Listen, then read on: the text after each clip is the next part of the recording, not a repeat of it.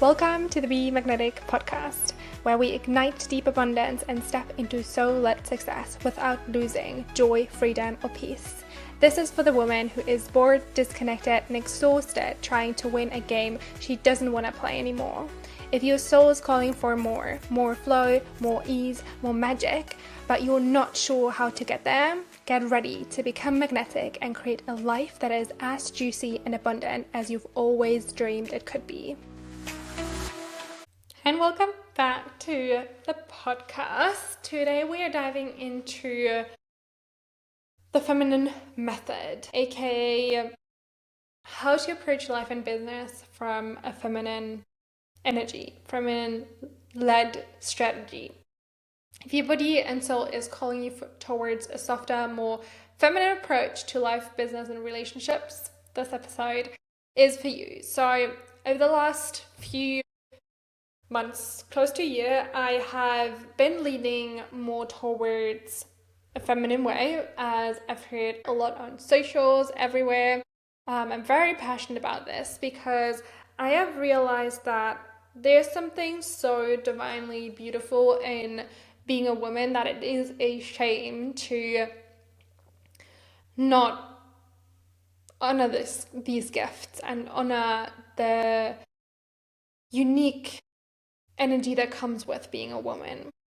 So the feminine method is really an idea, a concept that I have developed over the course of the last year and a half of asking myself, okay, how can I make who I am and what is important to me as a woman and what I feel is naturally coming to us as women, like flowing more, like going more with the actual like phases of life, like the lunar phases, for example, or even the menstrual phases, like empathy, compassion, intuition. Like how can we use all of these feminine concepts that we as women are so gifted with and integrate that more into our business and into the way we do business and into our lives and into our relationships. So that's been a really important part of my life recently.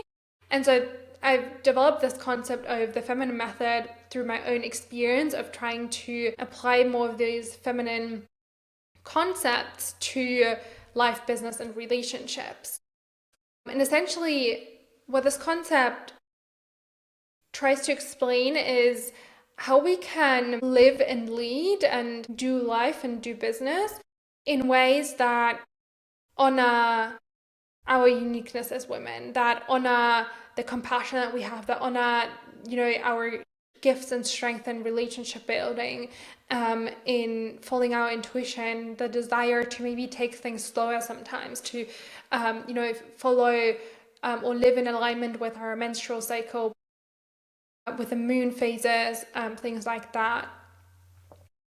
And essentially it also offers a way of applying of like a strategy basically that makes it possible for you to achieve, to be successful, to grow income and businesses without having to fit in this masculine way of doing things that we are so used to. It is so crucial to apply yourself to life and business again after big changes in a more feminine way, because we are, as women, are not built to function all the time. We're not built to be disciplined all the time. We're not built to run a business on pure willpower and dedication and discipline. That's in the long run making us feel unfulfilled and unhappy and unsatisfied. And this is not a great way to spend your life or your business moving forward or like long term, because eventually it's gonna build resentment and then you're not gonna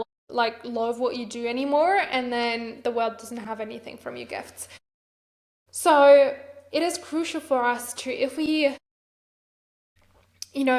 want to build something lasting, if we want to build something long term, we take into consideration who we are and those feminine traits and what is important to us, and it starts with our values. And honestly, so many women, like so many clients of mine, I used to actually, when I started my business, I used to give all of my clients this value sheet that they have to fill out before working with me, where they marked their values. And so many women actually marked things like freedom, peace, family, stuff like that. And so little businesses actually reflect that. And yes, maybe you have the freedom to travel the world. Awesome. Maybe you have financial freedom because you make a lot of money, but true freedom is so much more than that. And we both know that the freedom that we crave is the freedom to look at our calendar, to look at our schedule and see an entire afternoon off. And then also to not spend that time thinking about business or doing like any admin to-dos or anything like that. That is what freedom looks like to us. And then peace looks like not having to worry about holding it all together, not having to worry about doing all the to-dos or on the list, because if we don't do it, no one does it, and then everything goes to shit, right? So that is peace. Peace is not having to think about business all the time because the business can run on its own. It's like knowing that everything is taken care of, knowing that we can be sick for a month if we want it, like if we needed to be sick for a month, and then the business would still go. That is true peace. And so it's about, like, the feminine method is also about taking these values that we have and really looking at them and looking at, okay, what does that she look like in real life? What does that look in my relationships? What does that look in my business, like in practical ways?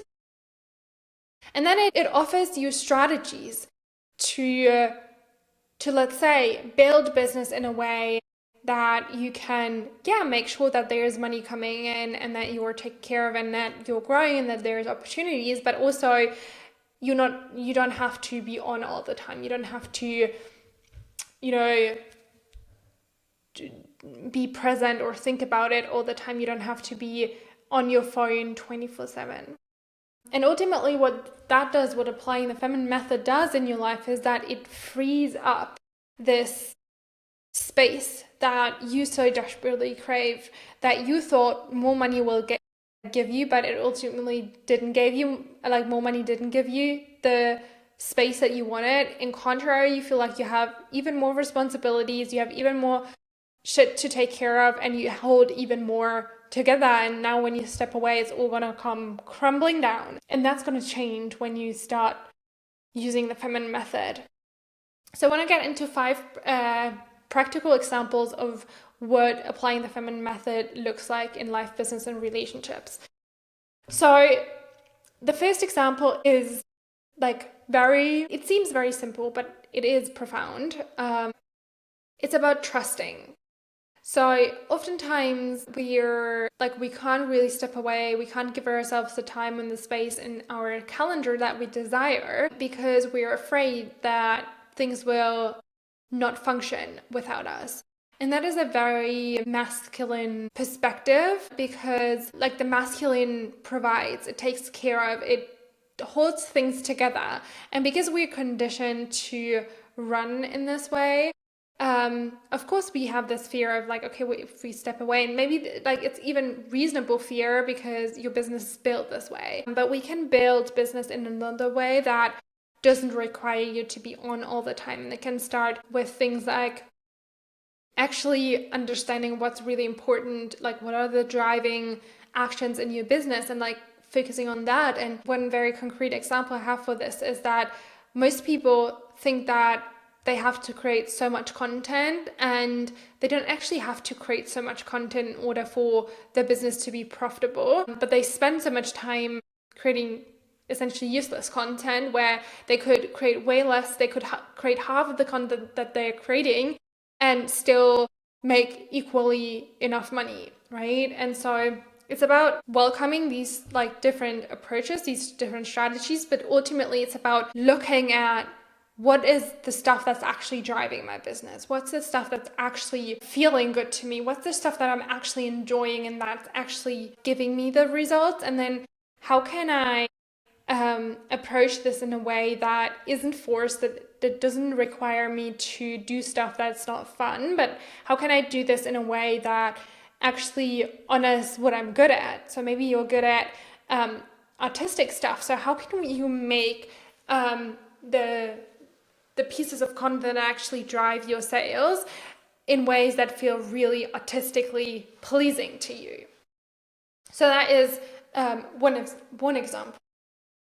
Another example, maybe let's go a bit more towards like relationships. Let's say your to-do list is really full, right? And you're like wondering how you actually practically are capable of managing all of that. And then you feel like you close your laptop, you're done working, but you're actually not done because there is like an immense to-do list waiting for your private life. And so this is this constant discussion point between you and your partner, because you're like, I'm doing so much, I'm like the breadwinner, I'm like the business and the money, and like this is all my responsibility. Now the home is also my responsibility. So how can you like actually trust your partner a bit more to also be capable of doing the things as good as you can do them, right? So trust is a big feminine principle that we have to apply to life and business that allows us to then flow more. And a supportive strategy for that could be to actually decide who owns which responsibility. So what we do, for example, is like my husband owns evening routines. So I know that come evening routine, it's not my responsibility. I don't have to think about it. I don't have to take care of it. I don't have to stress around it.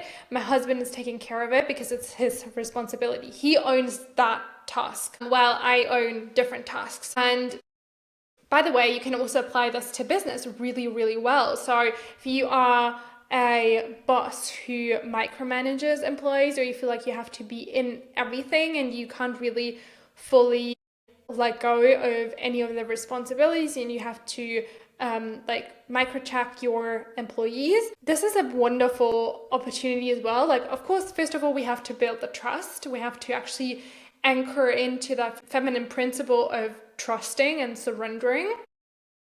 But a supportive strategy is, for example, what I just said with relationships, like each employee owns certain responsibilities. So they own it. They are in charge. They are the responsible person for that task, and it's not you. Practical example is to stop comparing, to stop trying to keep up. And I know this doesn't really sound practical, but bear with me. I will make this very practical.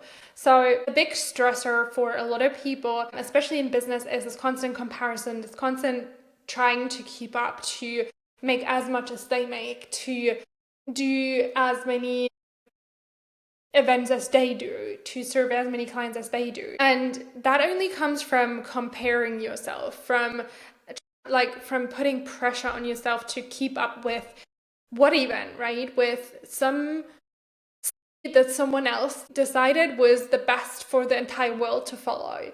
So the practical example of what needs to change and of how to apply the feminine method is to actually own your pace, to stop comparing yourself and your speed to someone else's speed, but rather think, okay, for how I picture my life, when do I need to be where at what point, basically? Or when I look at my personal life, what would be a great way to live it? What would be a great way to vision stack the things that I want to achieve in my life? And maybe you realize, okay, I don't even care if I'm a millionaire by 30. It's enough if I'm a millionaire by 50. It totally fits my lifestyle. Awesome.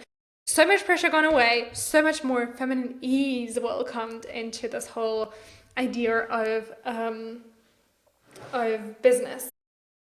Another feminine principle that is so powerful to be applied is trusting your intuition. And that is just another thing that causes a lot of stress and a lot of hiccups, is because we try to decide everything by logic. We try to understand the consequences of things that we can't even understand. We're trying to future pace every possible outcome of a certain situation, and we try to figure out how it could work. And so we make all these plans, and we decide based on things that we future pace, things like possibilities that aren't even certain. And so that's how we plan our future. And so when things didn't really come the way that we planned them, they would come, or they take longer or whatever, then we stress and we feel behind, and we are incapable of letting go of that because we are so married with that plan that we've made. And that in itself is causing you stress. It's causing you to think about business 24/7. And that is something, if we apply the feminine method, we can let go of, because with the feminine method, we actually trust in divine timing. We know that, okay, we have a vision of making 20K next month. But then if it doesn't happen next month, we know it will happen just in divine timing. Maybe it wasn't the right time for XYZ reasons. But we trust that it'll still happen, and that it'll happen in the exact moment that it needs to happen. And that allows us to continue to work towards that vision, continue to trust the process, to say, okay, I'm off work now so I can enjoy my time with my family and don't have to stress about making this happen, because it's going to happen anyway in divine timing.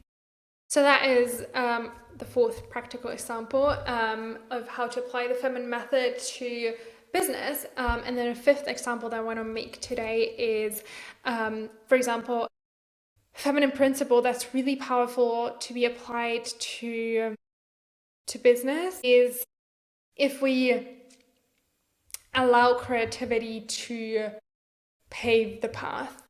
Often we are very strategic around what the next product could be, and don't get me wrong, like doing market research and product marketing fit and stuff like that has its rightful place, but ultimately it doesn't really serve you to build a product and offering a service that you build only because you know it's making you good money. Because then the marketing is going to feel dreadful. Then holding space for clients in it is going to feel dreadful. When we actually trust our intuition when it comes to whether move forward with an idea, or even when it comes to, who to work with as a client, then we can choose the services, the products, the clients that feel the most aligned and that are ultimately the most fun to work with, which will make life and business easier in the long run, because you don't have to work with a uncomfortable client that takes twice the amount of time that your usual clients take, right? Or you don't have to spend hours creating a course that you're not even actually passionate about creating, right? So there's a lot of powerful feminine principles. So these are just 5 feminine principles that we can apply to make life and business feel more joyful and more pleasure. There's obviously many more that I cover with my clients in my sessions and my mentorship, but these are just to give you an idea of where you can start and give you some ideas of how you can apply the feminine method to shifting things in business for yourself as well. I have a few incredible episodes that I highly recommend you to dive into if you're interested in this topic. I will link them in the show notes below as well. And if you're new here, I highly recommend you to listen to episode 171 specifically and 181. Very easy to remember. These are the next 2 episodes I want you to listen to if you're new here.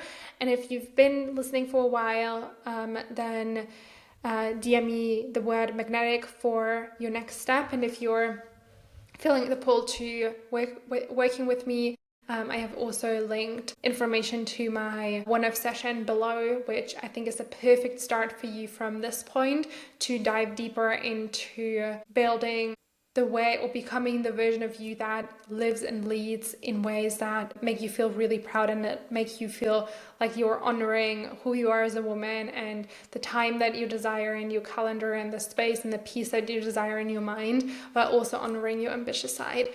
So make sure to check all of that out in the show notes, and I see you next time. Bye!